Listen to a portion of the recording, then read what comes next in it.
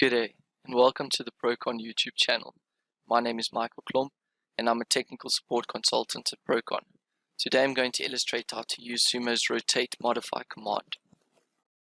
To rotate an object, open up the Modify tab and click on the Rotate tool, whereafter a few prompts will appear in the top left corner of the model space. Select one or more elements by clicking on them and then pressing Enter when done. Indicate the point about which to rotate. Indicate a reference point, which in relation to the rotation point defines a reference vector. Enter a point that in relation to the reference vector defines the rotation angle.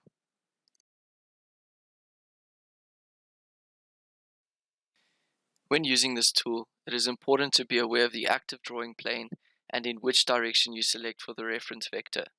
The chosen direction of the reference vector will allow you to rotate the selected object in the active drawing plane.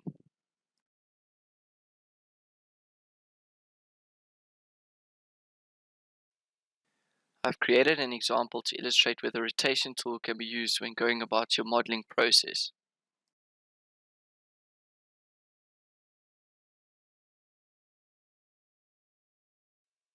Once again, note the chosen direction of the reference vector as well as where the active drawing plane lies.